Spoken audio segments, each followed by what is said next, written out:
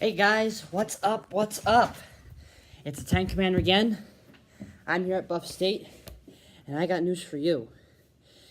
This is the 27th of November, 2018, and I'm here at Buff State, as I said, and I want to discuss something with you guys.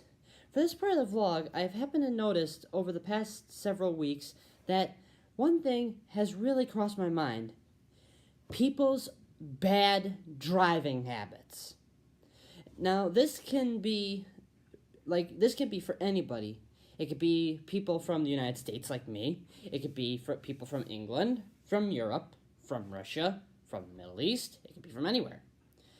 But this is mainly, I'm doing this because of things that I witnessed yesterday and today. Yesterday, as I was on my way to school, I witnessed 4 things that can cause accidents. 1, someone had a blown out headlight, and I'm not sure if they noticed or not. 2, someone racing in and out of lanes because they were probably late. 3, someone behind me going onto an exit ramp did not use their turn signals. And finally, when I came to an intersection and was about to go through, there was a red car that did not stop. And with that, the only thing that stopped them from blowing through a red light was the blare of my horn. And then, there was today. And as you saw at the beginning, well, it's snowing outside. We have a winter weather advisory right now, and starting later today, there is a winter storm warning for where I go. And as I was on my way, traffic started to back up. So when I went over one ramp to head towards downtown, I could see police lights in the distance, and as I came up close, it was a tractor trailer in the center lane, and on the billboard before that, it was lit up saying center lane blocked ahead, or closed, doesn't matter. But when I got there, on the front, lodged on the front, was a blue Chevy. That tells me that the most likely thing that happened was somebody coming from the right lane, probably coming from up north and heading towards the city, and they wanted to go into the center lane in front of the tractor trailer and did not judge their distance correctly.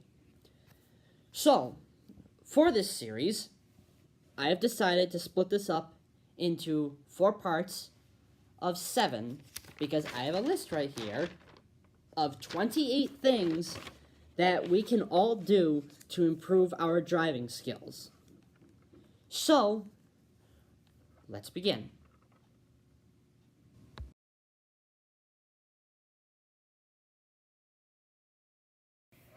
Here's a better view now. So, we're going to start this off with number 1. And this one I see way too many times. Number 1, use your turn signals. I cannot stress this enough. When people are going places and you come to a stop, you must use your turn signals. It tells everybody where you are going and how they can plan in case an accident happens. Also, when you're coming on and off ramps onto interstates, highways, and other things like that. That is a very big thing because, trust me, you gotta realize using your turn signals is one of those everyday, what we call gimmies. That means it's so simple that you shouldn't be considered so ignorant to do it. In my terminology, frankly, that translates to lazy, and if it happens more than once, how can I put this without personally accusing anybody? Stupid. Turn signals is one of the most important things that you gotta realize that is a basic. Especially with older cars. You have to understand not everybody likes to pay attention on the road most of the time. So, do realize it's that turn signal that is going to keep you safe. So, we'll check that off the list. And second, number 2, yielding. This is from a few occurrences that I can reference. For example, when I get onto the highway to go to school, I go in a loop pattern that gets onto the highway. As you know, with a loop, there's the main right-of-way, and then there's a small right-of-way for people coming the opposite direction. Well, this one day, it was probably about 2 weeks back, I was getting onto the ramp, and there was, I'm pretty sure it was a CRV coming the other way. Well, they did not slow down, so I had to blare my horn because they had a yield. The right-of-way went to me. Those who have a yield have to yield, and if they cannot go after one car, they have to stop. That is the rule. And the other example is, when there are on-ramps, like really short on-ramps, you're going to see a yield sign, which looks like this. So, that means you yield to the people in traffic. I can reference this because probably the week prior to that, when I was coming onto the final way to get off at the exit for the college that I'm at, Buff State, this industrial van kept coming up and almost ran into the side of me. So I, again, had to use my horn to tell them to stop. And then they pulled in right in front of me, and then, or excuse me, right behind me, and then went around and sped up and got out of the way. People, use your yields, all right? So, we'll check that off the list. Now, this is one that I have seen in way too many videos that needs to be corrected, and I have seen it here once in a while, though not as dramatic. Number 3, give the right-of-way to pedestrians. You have to think about this. Driving is a privilege, but remember, people on foot can view drivers depending on their habits. And when it comes to intersections, if there are pedestrians crossing the way, you must wait for them to cross. Even if you're going to make a right turn, which is here in the US, or, for example, making a left turn, like in the UK. Either way, pedestrians they're delicate. We all are when we're on foot. We do not have a big steel box protecting us with airbags. That means anything that we have on, that's the only protection we've got. And that really doesn't mean squat. That one is probably the shortest one I can say, so you really have to understand.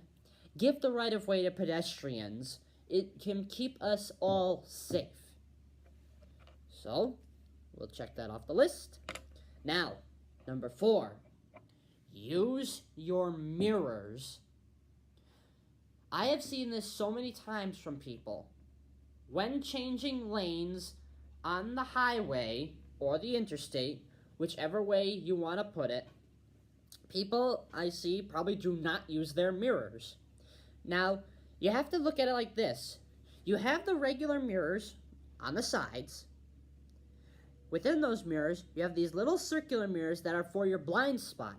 Now, many of you probably don't really think about using this. Well, you should, especially in crazy weather like you just saw outside.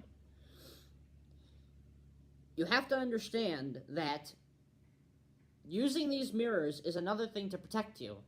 Also, if you're in one of those newer cars that has a rear view camera and you're backing up from something, do not just use that camera. Also use your judgment and use your mirrors, especially your rear view mirror, which is in the center of the cab right here. use those because it'll tell you what's coming up behind you and to your sides, especially if it's at night and it's dark and the only thing you can see are headlights. Remember, use your mirrors, because what comes from behind is unpredictable. So, we'll cross that off the list. Now, number 5, and this is included in this procedure, look over your shoulder. The biggest thing is, when you want to change lanes or something, your mirrors alone are not going to work all the time. Now, people will be generous and let you in, or they're going to be stubborn. So, to make sure, you really want to look over your shoulder. And what this means is you turn, and if you have to, you grab the back of the passenger seat, the shotgun seat next to you, and you look over your shoulder. Now, this is how you do it if you're in America, and in places like the UK, you basically do it the opposite. But that's besides the point.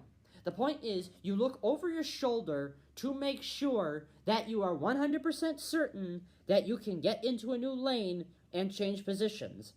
And this especially goes for when you are around large construction equipment moving along the highway like dump trucks, and, of course, the most obvious, tractor trailers or semis. And especially here in America, where they do big double tractor trailers, which can be dangerous, that can make it extra dangerous. My case in point. So again, look over your shoulder when you have the chance. So, we shall cross that off this list. Now, this is for when you're on public, city, and other roads that are not the highway. Number 6, choose traffic light timing wisely. For this reason is because stopping at a red light is crucial, because stoplights are there when you do not have something like a traffic circle to keep traffic going.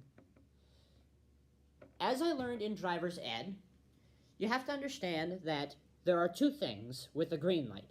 There is a fresh green light and there's a stale green light. What that means is a fresh green light is just when it turns green.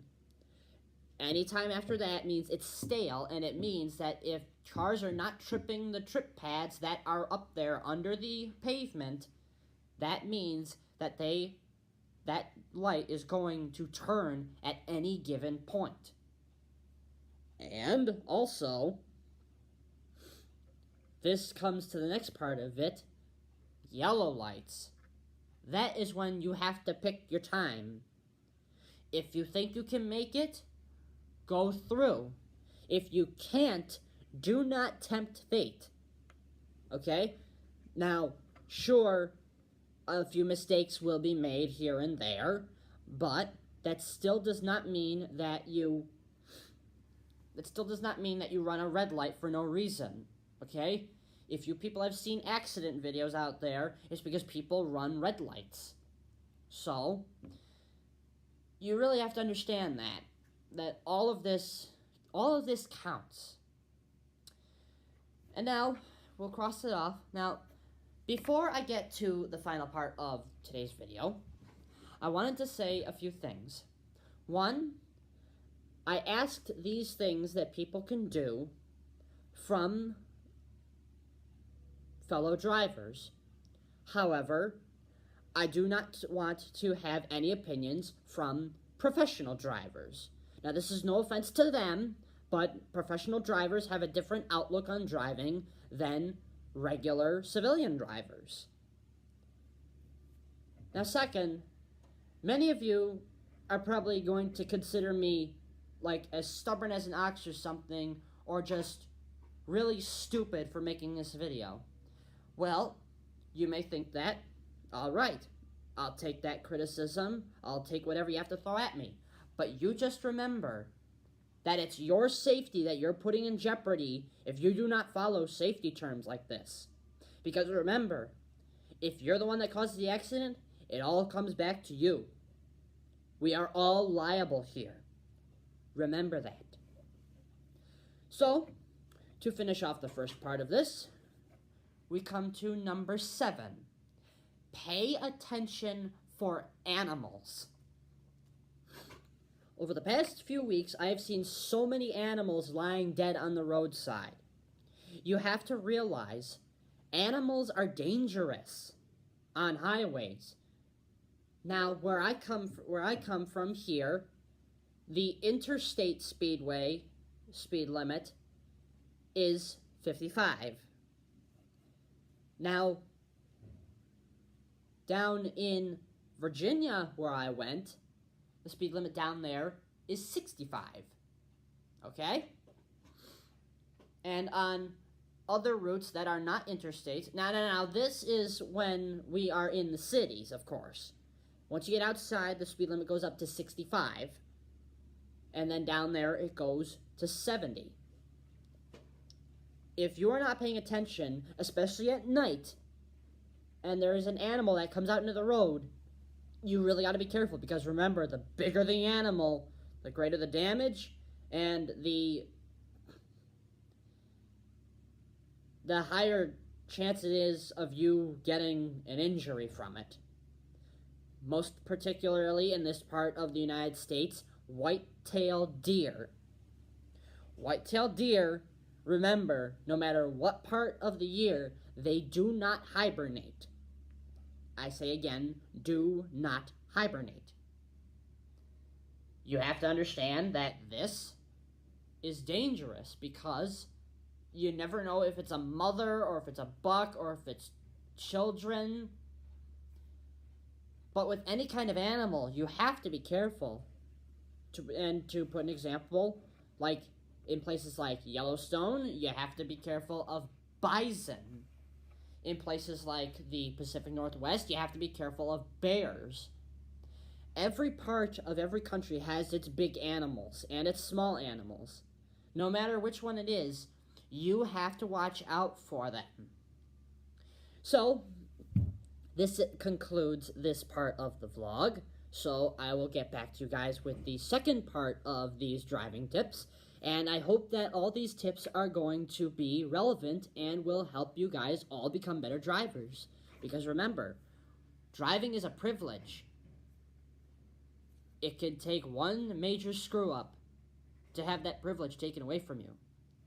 So, remember, drive safe. Especially those who live in wintry areas now. The winter weather is here, and it's going to stay. So, I'll see you guys later. Safe driving, my friends.